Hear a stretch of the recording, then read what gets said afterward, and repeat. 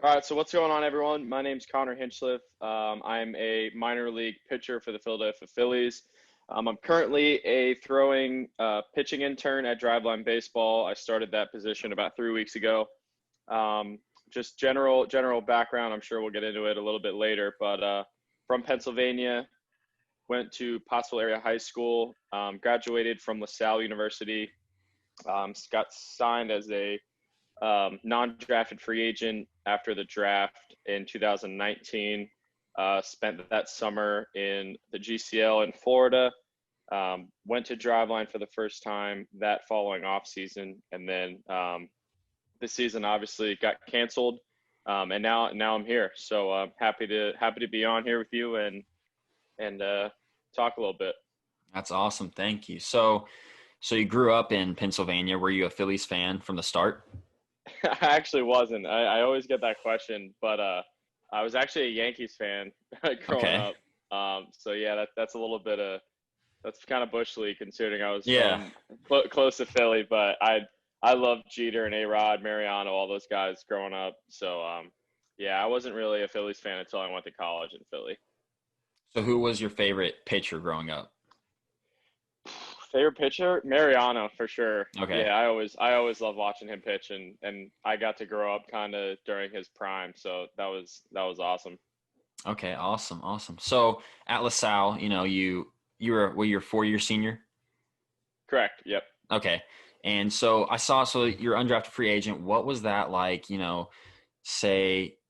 first off, when did you realize, like, while you were there, that you had a chance to possibly keep playing afterwards? Honestly, not until the very, very, very end of my career. So I actually went to LaSalle as a catcher, not a pitcher. So I went there as a catcher my freshman year, caught, and then for the first 3 years of my career, played catcher, outfield, first base, and pitched towards the end of my junior year. It wasn't until my senior year that I was a pitcher only, and I didn't hit anymore. So, yeah, honestly, I wasn't even thinking about remotely even playing professional until probably about like halfway during my senior year, when I was on a roll, like had some good stats, and then was starting to get like a little bit of interest from some scouts and stuff, and then got invited to a pre-draft workout, and then it kind of just went from there. So yeah, it all happened pretty fast, and it was pretty unconventional for sure. Yeah, definitely. That's crazy thinking, so I mean, you pitched a little bit, but it wasn't like anything like this isn't your position until junior year, you said?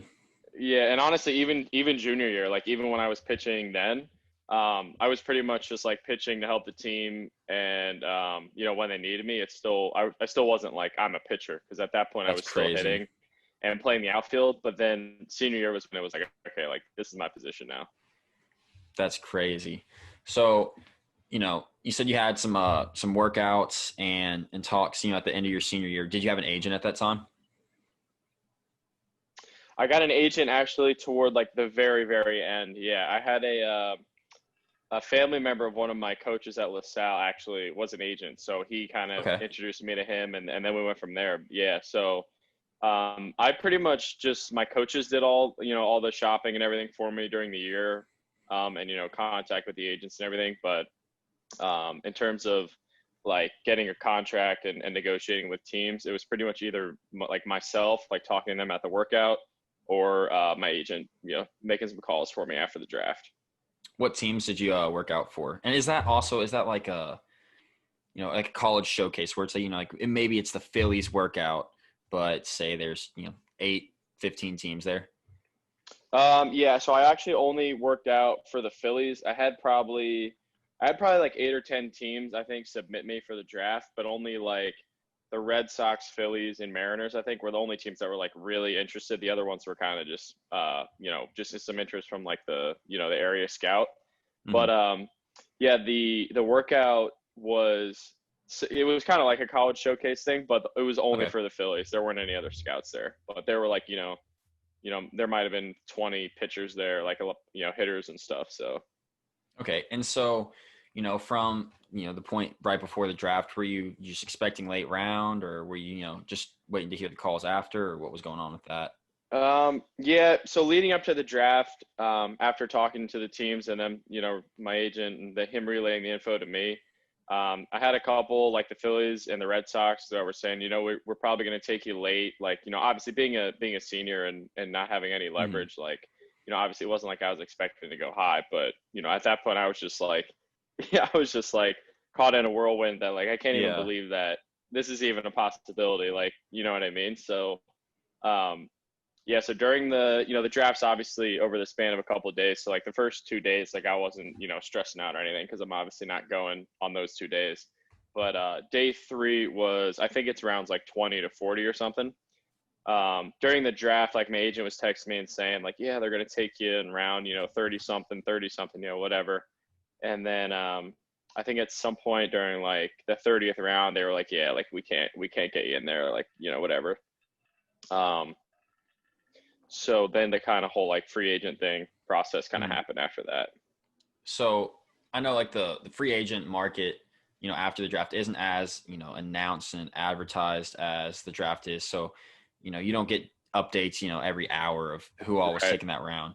So was that something was that one of those like, right after the draft ends when they're allowed to sign free agents? Was it pretty much right after that, as if there was, say, like a extra few rounds?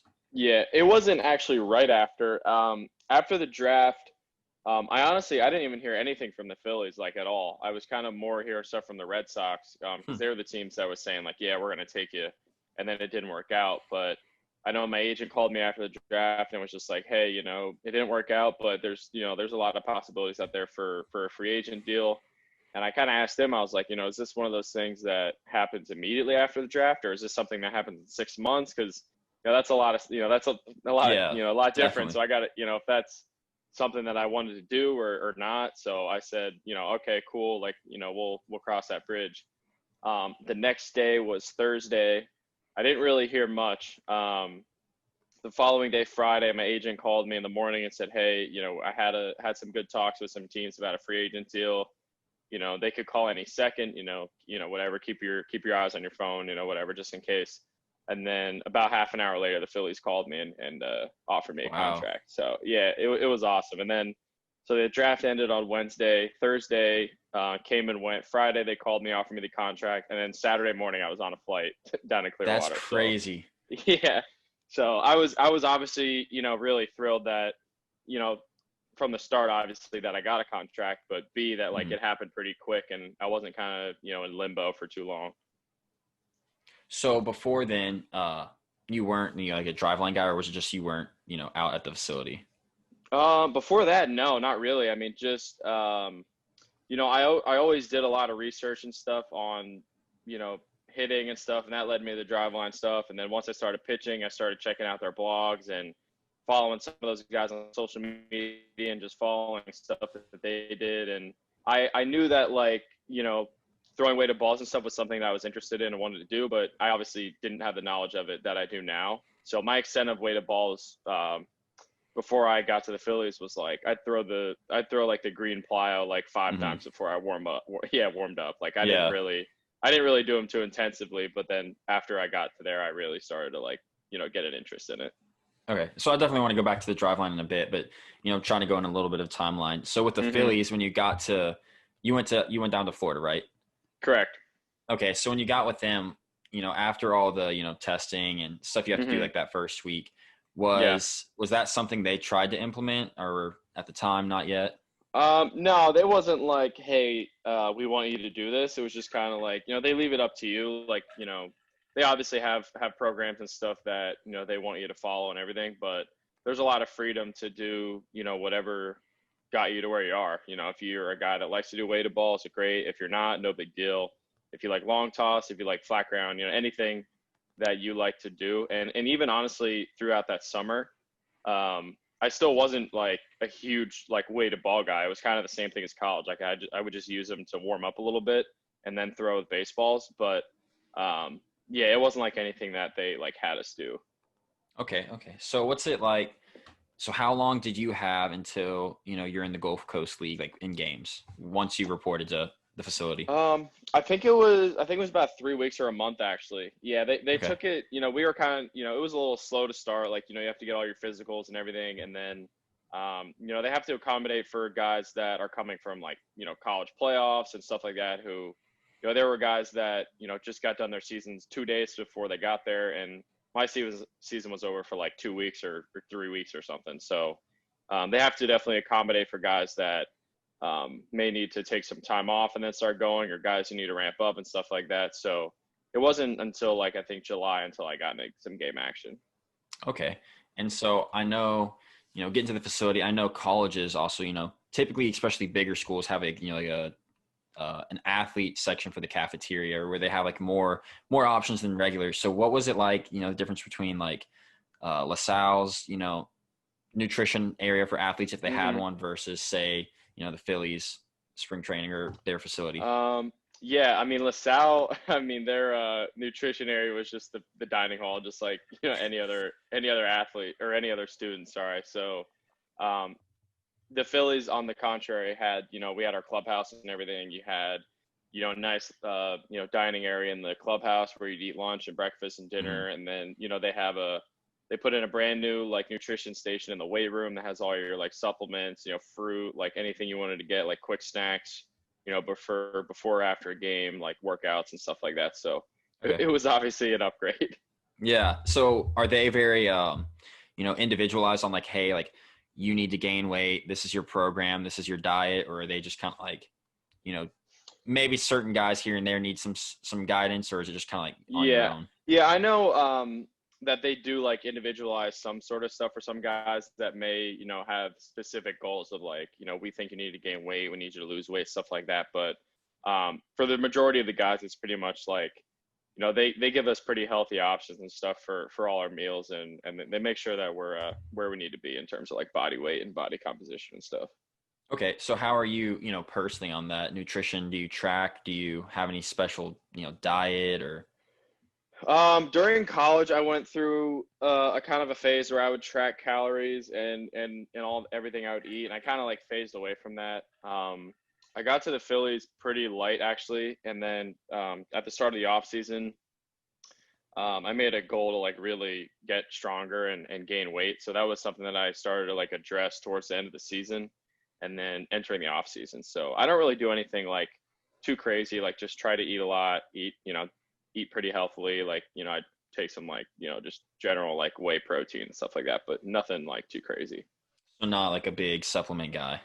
No, honestly, I fall under the category more of like your best supplement is like eating right and eating food instead That's awesome. of, yeah.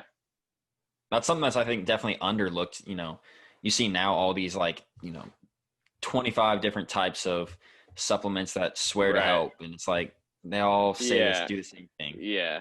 Especially like for the vast majority of athletes out there, like, eating right and getting and recovering and sleeping and everything like that is going to help more than like how much creatine you're pounding and pre-workout and whatever else, guys are taking out. But I was never a guy that was just like, I have to have my pre-workout before I lift and all that stuff. And I did my fair share of like drinking protein and stuff like that, but nothing too like, ridiculous. So what was the transition like from going from college baseball to pro ball, like game wise, and even every day, catch play and all that, but the main game situations? Honestly, just like sharpening your focus and the attention to detail that's like necessary to be successful. In college, like I was never a guy that like could just roll out of bed and like be good. For the majority of my college career, I wasn't good. So, being a professional, like, in college, you can kind of be a pitcher, for example, and sleep through like batters 5 through 9 and like be okay. Yeah. Like you can get away with mistakes and you probably won't get hurt if your stuff's good enough. But, facing a professional lineup and, I wasn't even in, a high level, I was in a lower level. So I'm sure throughout, you get higher up in the system, it's even harder, but like every guy in that lineup can do damage to you. And, throwing in like international guys, stuff like that, like the ninth hitter on the Tigers minor league team might be like the best hitter in some D1 conference. You know what I mean? So yeah, that's a good point. It's like that kind of perspective that like no one in a professional lineup's like an easy out. And if you make a mistake, like it's not out of the question that someone could take you over the fence for an earned run pretty quick. Yeah, definitely. So you finished that season, your first season, and you go. Last year, was it your first year just training at Driveline, or did you start working there last year too? No, actually, I went out as an athlete last January, leading up till spring training. Went out with another buddy of mine from the Phillies for the first time. Had a great experience. Felt like I really got a lot out of it. Created a lot of good relationships with the guys there. Luckily, Bill Hessel, who's the director of pitching at LaSalle, at Driveline, he got a consulting job with the Phillies, so met him. We both went to spring training and everything, just stayed in touch.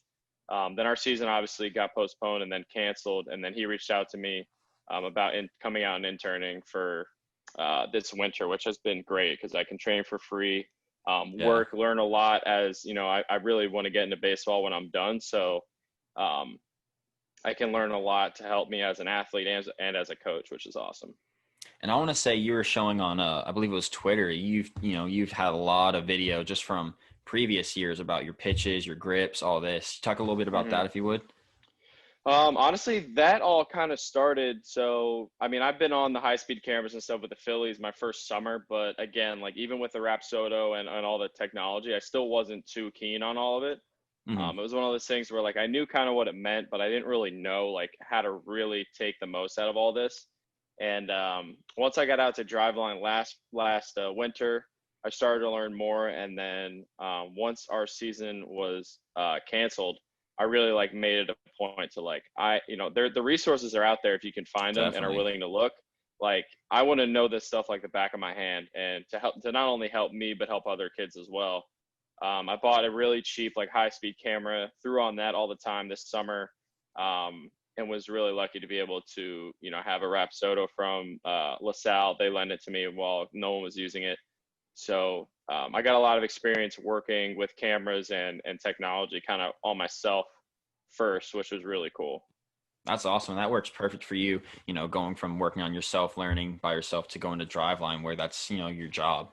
Yeah, absolutely. So, yeah, I mean, honestly, the best experience I've had so far is like being a coach to myself, which, that's one thing obviously I've had to learn. Like there's good times to like coach myself, and there's other times where I just need to like, not think and just compete. So that's obviously something too that I've tried to keep in mind. But learning all that stuff just from a general aspect of like, first of all, trying to help me get better, but then also being able to take that and apply that as well to other athletes has been really beneficial.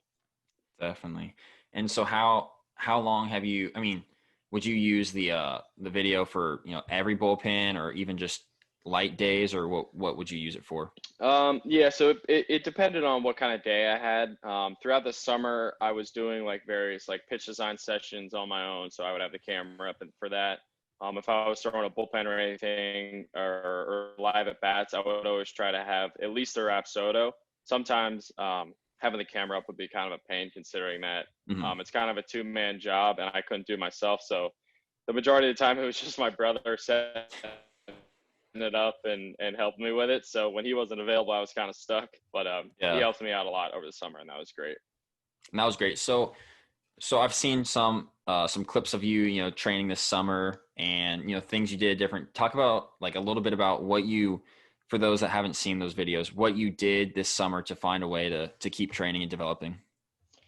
Yeah, I mean, this summer finding a way to train was certainly it was an experience because obviously I've been really lucky to been able to have all the resources with the Phillies to get better. I was working out in Philadelphia in the off season last year before going to Driveline, so had great resources throughout the whole off season, and then it's like bang, you have to go home and find a way to keep getting better. So for the majority of the summer, I was literally throwing him. I turned my garage into like a Driveline facility, threw up a wall, had I built a mound out of wood to put in there to do like some of my mound work. So I was throwing weighted balls off of that. I'd play catch in the backyard with my brother, he's a pitcher at Kansas State. And he was actually recovering from Tommy John. So I'd have to play catch with him, and he wasn't even allowed to throw yet. So he'd have to like take his glove off and throw it back to me lefty. Wow. So yeah, I was like lifting in one of my best friend's basements for like two months, just like literally just scrapping for whatever I could do to get to not only like stay where I'm at, but also like get better with the time off as well. Yeah, that's awesome hearing everyone's different stories on like how, what gym they found or, if they had someone that had weights and just all the stuff of everyone trying to like scrap together what they could.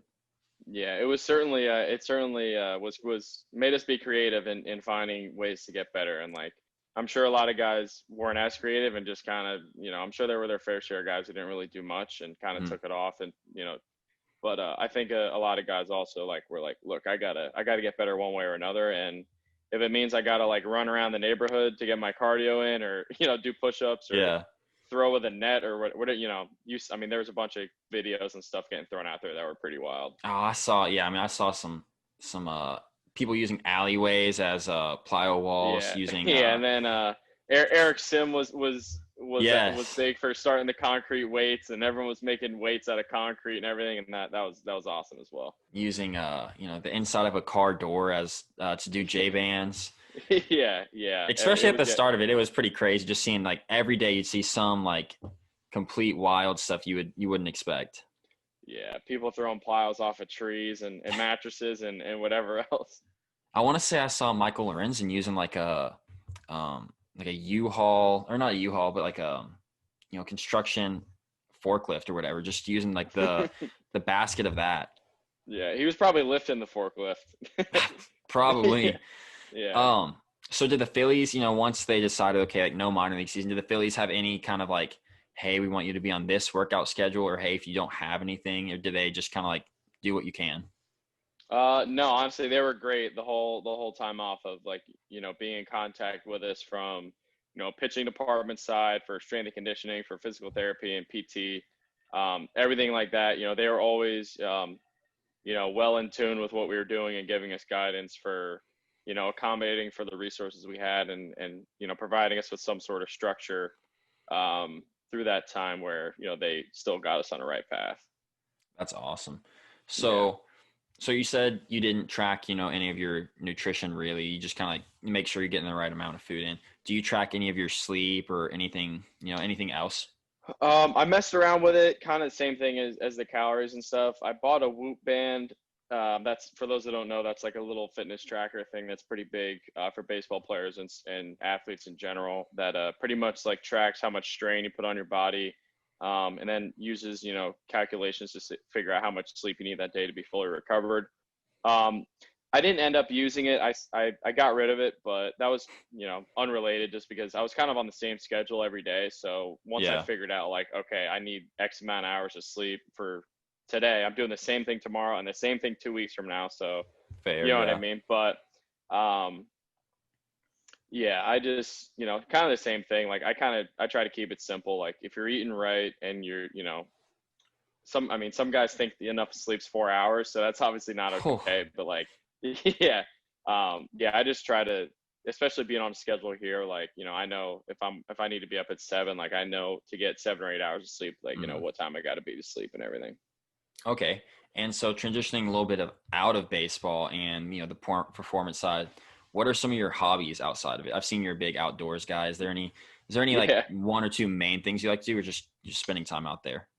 Um, outside of baseball, yeah. So I was a well, still am wildlife photographer. I took that Okay. up during my senior year of college.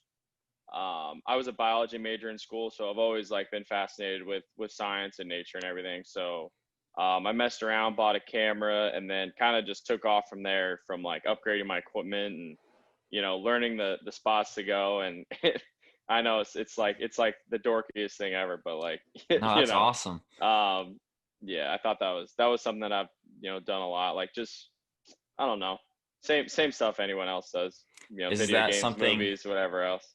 Is the wildlife photography? Is that something that kind of like I guess COVID helped set up even growing into that, or is it just like you know something you've done always as much as you could?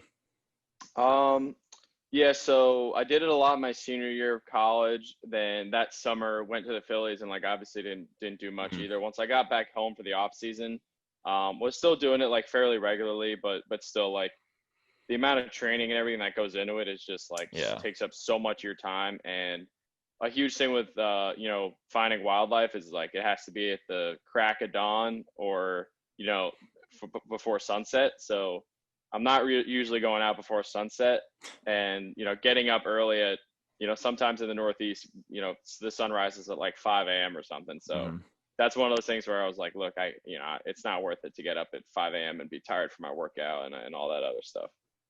Yeah, awesome. And so I want to say, is LaSalle's program still getting cut? Is that what they're looking at? As of now, it's cut after the spring of 2021. So this season coming up will, as of right now, be their last season. I was helping out with the team before I got out the Driveline, so I was involved in all of that and had to go through all that, which really sucked for not only me but obviously all the players and coaches there that are still there. I know that they're really, really working hard to launch a campaign to raise some money and hopefully get that back, like some of the other D1s have done, post-COVID of getting shut down. So I know that they're really working hard to get that program back because it has a lot of potential going forward. Yeah, and is that something they have, like, say, a GoFundMe for? They do have a GoFundMe. I can find the link for you, but I think, one thing that everyone can kind of help with is just like sharing the word. And we have a couple of media channels on Twitter and Instagram. James Santor is kind of spearheading that movement. I think his is at James Santor. And on Instagram is at Save LaSalle Baseball. So that's two things that just hitting a follow and maybe reposting something would help. But as of right now, we're kind of just working through the logistics of like, okay, like if we're going to try and save this team, like how do we do it? What's the best way? Like, is it possible? Like things like that, just getting as many people on board. And I'll definitely make sure to put that link to the GoFundMe in the podcast bio and in the Instagram or the YouTube video bio too. Awesome. That would be great. Awesome. Yeah. So to end in a more, I guess, positive note from going to that, yeah. the little bit, like the half a season you spent with the Phillies so far, what would you say is one of your most just like off the field fun memories or just wild experiences? Off the field fun memories or wild experiences. This is technically off the field because it wasn't during a game, but so the end of my first season, we were actually we were first in our division and we were going to go to playoffs. And our last game, it was like we got to win to clinch and officially go to playoffs, or then we had to wait for the other games or something. And we actually got rained out. So we got rained out. So we're like sitting there, like we got on the bus, the game got canceled, we're leaving, and then the other team that I guess was in the running like lost. So we clinched with not even playing. Wow. So yeah, it was like on the bus and we're like, all right, like we clinched, like everyone's going like crazy. We get back. We had our little like sparkling grape juice champagne shower, which was funny because I mean, listen, I was over 21, but we had kids on our team that were like 18, so you can't just be like boozing on the field. Yeah, but and then actually like out of the blue it was like, okay, Florida's about to get hit with this massive hurricane. Everything's shut down and go home. So it's like the second time. It was like the second time I've had to get told to go home already in 2 years. So y'all clinched, but didn't even get to play. We clinched playoffs first of all without even playing a game and winning the clinch, and then we were going to go to playoffs like the following Tuesday or something. And then in a matter of a day, we've just found it on Twitter. Like the GCL president was like, everything's everyone's going home, the league's canceled. So yeah, we that was honestly like the most ridiculous part of the whole thing. Like we were really good the whole summer, won like clinched playoffs, like this is going to be awesome, first summer going to playoffs, it'd be cool. And then we got sent home. So that's crazy. That's getting sent home number 2 already for me. I don't even think I heard about that. Second for COVID. Yeah, it honestly wasn't even I mean, I shouldn't say it wasn't a big deal. I'm sure there were a lot of people that were affected and everything, but I think it didn't actually hit as hard as like people were predicting. But I'm sure it still would have, washed us out for a week or something. But yeah, that's crazy. Yeah. Wow. Okay. Well, that wraps it up. I just wanted to thank you again for coming on. No, man, I appreciate it. I appreciate you having me on and talking. I really appreciate it.